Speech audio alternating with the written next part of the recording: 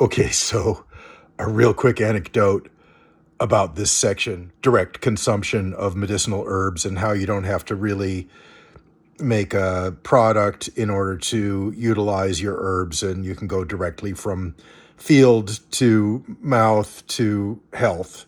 One of the things obviously I was going to work with was yarrow, which you make a mouth poultice. You chew on the yarrow leaf and apply it to a wound, and it astringes the tissues and stops the bleeding. It's called a hemostatic. So I was just faking it. I chewed some up and I stuck it on my arm in a spot and took a picture of it, and I was over it. And you'll see it later on in this video, I guess. Meanwhile, the next day I was supposed to go and collect some cacti for shipping out. And when I went into the greenhouse and went to grab the Trichoceros pachinoi plant, my sandal kind of hit a cement block and I fell forward, and my right hand went into a bunch of cactus spines, and my left hand knocked over a really tall Trichoceros plant, which then fell on my arm and made 3 bloody owies right on the spot where I had been faking it the day before. And so look, I turned around and I really did need to use a yarrow poultice. I chewed on some coastal yarrow leaves that happened to be growing in the greenhouse there, and I stuck it on the bleeding wounds, and I could actually feel it astringing the tissue. The pain stopped immediately. The poultice stopped the bleeding. It was almost like circumstances conspired to make me keep it real, even at the cost of blood. So here's the rest of the video. There is no doubt that people's bodies are crying out for nutrients. People spend lots of money on vitamin pills, but they could easily be getting a more bioavailable product by simply eating out of their own medicinal herb garden. Ashitaba is a classic example. Here you see the active constituents, chalcones, seeping out from the stem, and this can be consumed as is.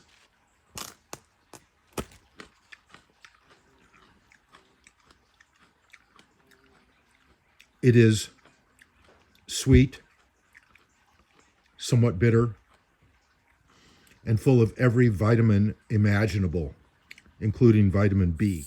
And then I'd like to make the point that these benefits are not necessarily specific to Ashitaba.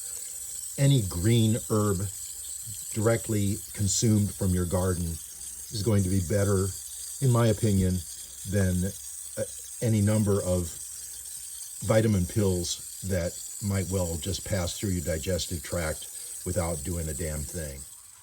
Eat your spinach, eat your basil, even lettuce. Don't eat datura. Don't eat the aconite. Don't eat the autumn mandrake.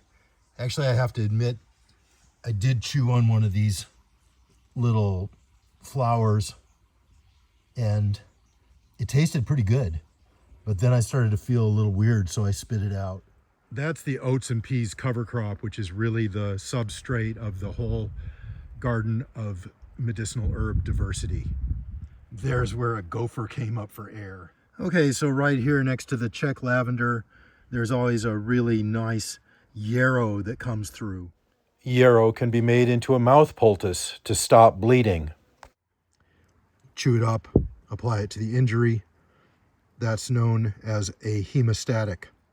Then for treatment of upper respiratory congestion, asthma, hay fever, or simply for a little burst of energy to the central nervous system, we have Ephedra sinica, otherwise known as mahuang. These are plants which were cut back last year in October and have grown new stems, pliable, green, delicious. A good dosage is about 3 grams, which is about 3 stems. Chewed up, it'll give you quite the lift. And by the way, as a whole herb like that, completely harmless. Let's visit a series of classic Mediterranean herbs that can be chewed on or used in your cooking as fresh herbs.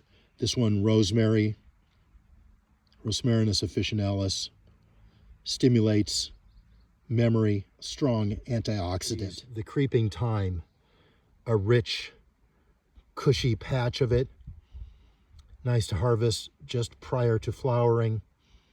Antioxidant, renders even fried food safe to eat. Oregano, very similar, a carminative, relieves gas, antioxidant. Garden sage, also edible in the fresh state. This just going into flour. Use the leaves, add to your food. Again, carminative, assists in memory and long life.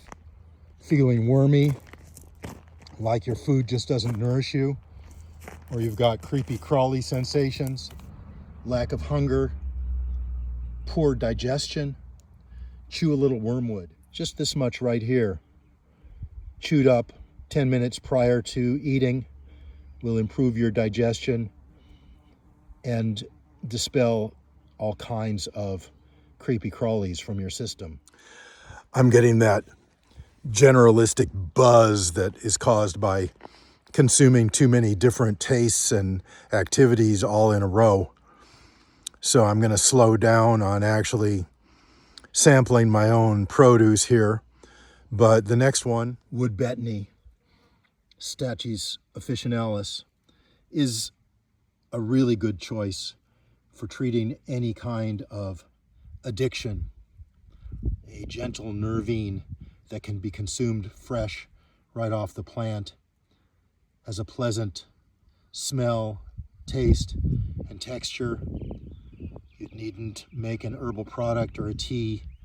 It's growing there right for you and for me.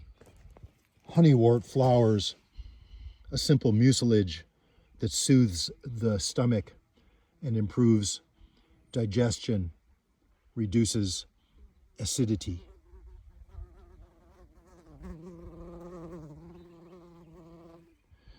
Regulate hormones, reduce PMS, hot flashes, just by chewing on a couple of seeds of chase tree, Vitex agnus castus. These are really late to bud and make leaves in our mountainous west. Last year's seeds are available for direct consumption or even for planting. At this time of year, when you plant these seeds that have overwintered on the plant like this, they germinate very quickly. Flowers of anchusa.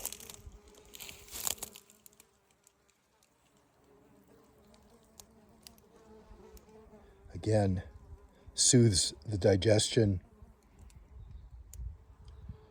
hydrates the mucous membrane. This many bees could not be wrong. Fennel, sweet, digestive, kind to the stomach. Self-heal, lowly Prunella vulgaris. Chew the leaf or the flowers for treatment of oral lesions. Astringes and fights the virus with a unique antiviral compound. Similarly, hen and chicks. These are some massive ones here in the shade house that I'm propagating. You can pick the, and I really almost, they're so perfect, I don't really want to pick anything. I guess I'll take one little leaf from the side of this immature one. That is a specific for treating minister's sore throat. You have a sore throat from talking too much, chew on that. It'll astringe the tissues and kill the pain. Yummy, really nice and lemony. What a great herb. Lemon balm, Melissa officinalis. Really good to harvest right before it flowers or when it's in the very early flowering stage. Has the highest essential oil content. Just smelling it mellows your nerves. A gentle sedative. Celandine, Chelidonium majus. A source of sanguinarine. This can be rubbed on warts or any kind of unwanted growth and will help dissolve them away. Dandelion, all parts of the plant loaded with nutrients and minerals, stimulate the liver, improve digestion, and nourish. Wasabi leaves, I put these in my sandwiches. They're anti-carcinogenic. Gumweed, a little later when the buds form and the oleo gum resin pools, that makes a good sunscreen. Rub it on your nose, it won't hurt you. I think I'll have a wild lettuce and wasabi sandwich for lunch. Give thanks. If I'm getting overamped, a little lacticarium is all I need. Yes, by ingesting plant chlorophyll, you become part of the interplay of the elements. Sunlight, water, earth. Give thanks to the plants.